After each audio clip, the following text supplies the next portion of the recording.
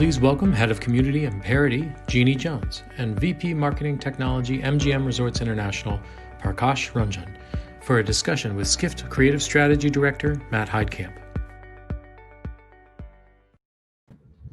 Hello and welcome everyone. Good afternoon, good evening, or for my panelists and myself on the West Coast, good morning. It's no surprise that the speed in which traveler behavior is changing has accelerated immensely in 2020. And as a result, it's been more difficult than ever to gain a foundational understanding of who your customers are, let alone an accurate evolving profile that keeps up with the rapid pace of change we're all currently experiencing. This baseline was set before the COVID era, and customers expect you to know who they are and anticipate their needs regardless of how they booked or what they do while on site. So I'm very pleased to welcome Jeanne Jones from Amperity, the customer data platform built for enterprise, and Prakash Ranjan from MGM to discuss the changing needs of the modern traveler and how MGM is fueling growth through digital transformation. Jeanne, Prakash, welcome and thanks for joining us. Thanks, Matt. So Prakash, I wanted to start with a question for you. Obviously, we had Barry Diller speak last night, and we had some great sort of insight into, why he spent, as part of IAC, that $1 billion investing into MGM as a digital powerhouse. As the head of its digital ventures division, you play a key role there. And with serving over 9 million customers per year, what does it take to transform a massive hospitality company into the digital powerhouse it is today? The story began probably 2 years ago when we started Digital Ventures as a team, and that was built by MGM. It was pretty clear to MGM at that point that the way we were treating our customers, at least in the digital space, was not keeping up with the pace of other developments in the world, especially things like Facebook and other things. So there is a consumer tech revolution, if you will, that sort of set the stage for what people expect from the companies. And MGM realized that that was a very critical thing and critical capability for the MGM to have. So we built this team. And so that started 2 years ago.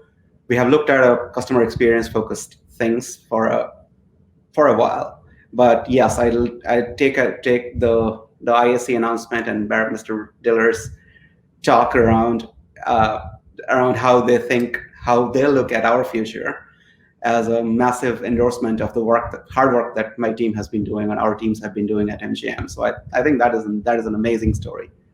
Absolutely, and we're definitely going to dig more into that as we go beyond this. But I also wanted to chat with Jeanne as well. So as the head of customer community at Amperity, you have a view into how industries beyond travel, including retail and finance, and how they're approaching digital transformation. But this is not your first time in the travel industry. You spent over 20 years at Alaska Air, most recently as director of guest experience. So having this vantage point across industries, where does travel stack up in terms of understanding its customers? And is anything unique to travel in terms of challenges or specific opportunities?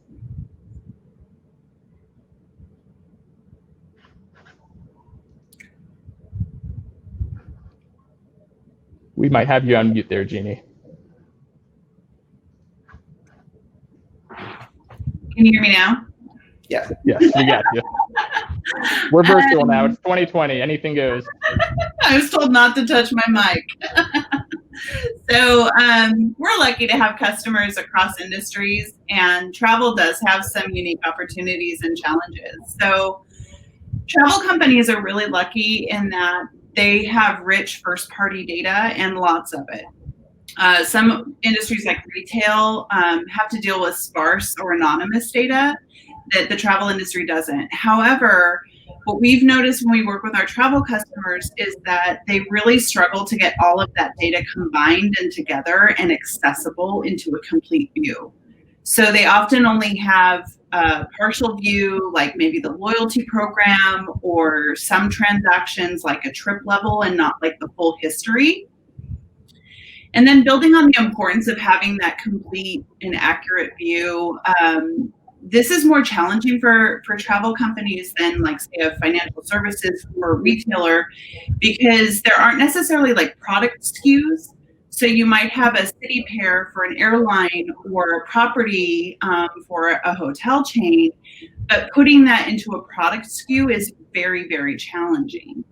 And so we see many of our travel customers struggle to identify and know those travelers by their preferences unless they're distinctly told what the customer's preferences are. And then an unexpected or surprising insight that our customers get from all industries is that they often find that their most valuable customers or some of their really valuable customers aren't necessarily in their loyalty programs.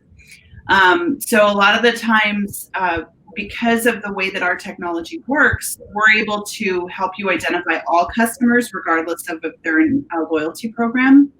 And what they're finding is that these people are very loyal, but don't necessarily use some of the benefits that are in the loyalty program. So that's always a surprise.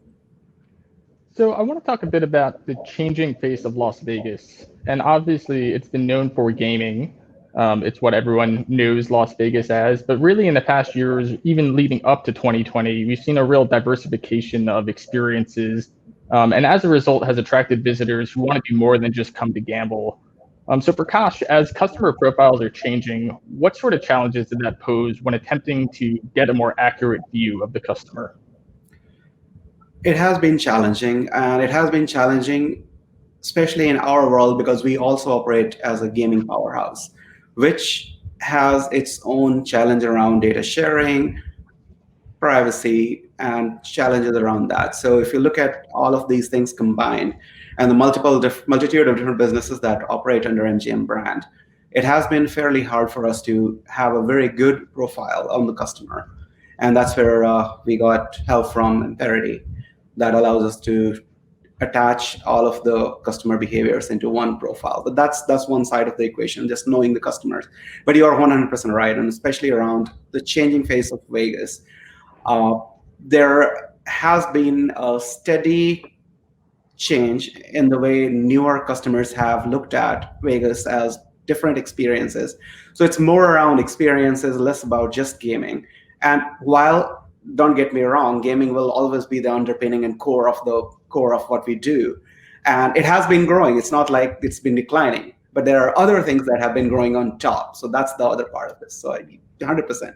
It has been a challenge getting all of these different behaviors and different personas into a cohesive map so we can have a good understanding of what predictive analytics can be done on top of that, and how do we stay on top of the changing customer behavior. Right. And it's really a matter of getting that core understanding of the customer, so then you can build the products or personalize the marketing and do all the messaging and all the things that you really need to succeed and fuel that growth. And I think that's a really good segue into really the heart of this conversation, which is fueling growth through digital transformation. So from both your vantage points, what does a digitally transformed hospitality brand look like? And what kind of growth can we expect digital transformation to fuel? Looking at it from a MGM angle, we have always looked at this as a massive opportunity for us to simplify the Vegas experience for our customers. One anecdote, personally landing in Vegas for the first time in my 20s, standing there and looking at all the things that you could do. And even that was a while ago, but even then it was very confusing. And there was massive sensory overload on, okay, do you know what you want to do here? And because everything looks great, but then there is not really a good roadmap around how do you do things. So some of those things have been translated into where we are today. And the reality of that is it hasn't changed much. If you apply thought process around digital to it, and how do you digitally enhance that experience from a customer and the customer's angle, what you would look at as things like itinerary, help customers build their itinerary, also predict their itinerary, predict based on their profiles, and be really helpful when they land, so they have a good plan of how do they enjoy their stay in Vegas. That's one. Wayfinding around how do you get from one experience to the other experience. That's the second area where it could be very confusing to be in a Vegas casino and not really knowing which way you need to go for your next adventure. So it's multiple different things, but digital helps us in making these experiences really, really good. And that's just the way we are looking at it. Mm-hmm. Yeah, absolutely. And Jeanne, anything else to add to that from your end? Yeah, I think those are some great examples that Prakash named. And in our view, I think a digital transformation has to be with putting people in the middle of the strategy. So your customer and your employees. And it's all driven from that customer profile, what you know about the customer, and then making that available to your teams and your systems.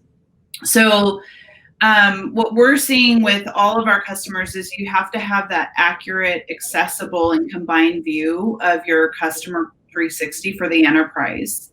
You're going to need details about your customer in there, like value, transactions, history.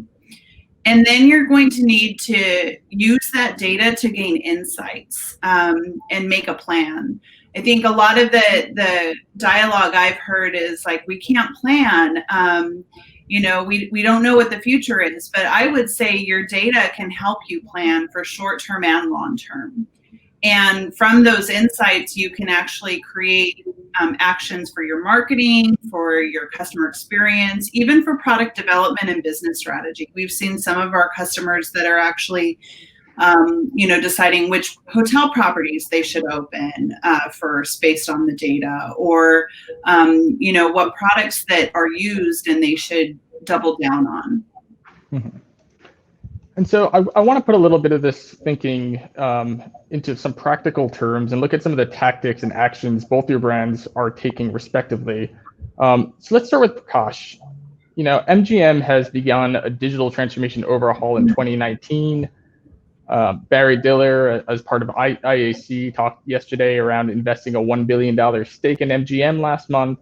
And there's really an undeniable presence of MGM with a couple of your other colleagues speaking over the next couple of days as well. So it really feels like a defining moment for MGM. What is the vision for MGM on the digital front, and what are you doing to get there? I think one of the massive mindset shifts that has happened for MGM has been that we were always users of technology, but we were not looking at it from, it is a strategic capability that you need to grow in-house, and you have to have software development capabilities, product management capabilities, because we didn't look at technology. We looked at technology as an enabler, but we didn't look at it as something that could be a strategic lever that you can pull against all competition. So that could be your most important asset. That change in mindset has allowed us to look at building a lot of software internally, and looking at companies such as Amazon and Google, and looking at when they can do really great things with software, we can do those too. The technology is now open, and we are looking. So it's all around us, right? So it's not just investment in technology, but it's also looking at challenges which we would not have attempted in the past, and saying, no, those are the things that we can really make meaningful change if we control the software there. So I think it's digital fueling overall transformation across the board for us. And that has been a massive, I would say, liberating factor for us, because in the past we have been working with a bunch of different vendors, and we had spent a lot of money on technology, but we were not really getting in there with our own product management teams, with our own technology teams, and just building the technology that we need. And we were limited by the technology that was available and I'll just give you an example that one of the hotel software companies, most hotel software is built for hotels for 200 rooms, 300 rooms. They're not built for 3,000 rooms. So there are things that we absolutely should think about, and we are thinking about those, and we are jumping in there. And Jeanne, I want to pass that over to you as well. So what is Amperity doing to help travel brands implement and support digital transformation as we head into 2021? Well, being a technology company, we're helping our customers use their data to serve their customers. So we allow you to ingest all sorts of data, clean it, unify it, summarize it, and then democratize it within your organizations to all your systems and all your teams, getting that 360 view, getting the business teams the ability to gain insight, create an action plan. But more than that, like, I mean, obviously, I was a customer of Amperity's. Now I'm a teammate of Amperity. So I believe in the product. But what I feel like the true power is in our community. And being able to match make amongst our customers, learn from each other, share successes, help solve problems together. And so what we're doing is we're actually taking it a step further. We're establishing an independent business association that will allow people like Prakash, Steve Miller from Dick's Sporting Goods, Peter Fader from Morton School to create an independent alliance of customer data professionals that allows them to lead and change the conversation. So this will be a place that people can believe in customer centricity, fuel growth, use a data-driven approach, and set the standard and create tools and processes that you need to lead these digital transformations above and beyond the technology. So we're launching the CDPA next month, and you can sign up to learn more and be one of the first of it at the cdpa.org. And I'm super excited about that. That's my side passion project. Absolutely. I'm very excited about that too. And for anyone else who that might resonate with, you can check out more about that in Amperity's showcase area. And I think that's a really great place to leave it, talking not only about the technology, but the people that it takes, the community that it takes. Jeanne, Prakash, thank you so much for joining us today. It's a pleasure.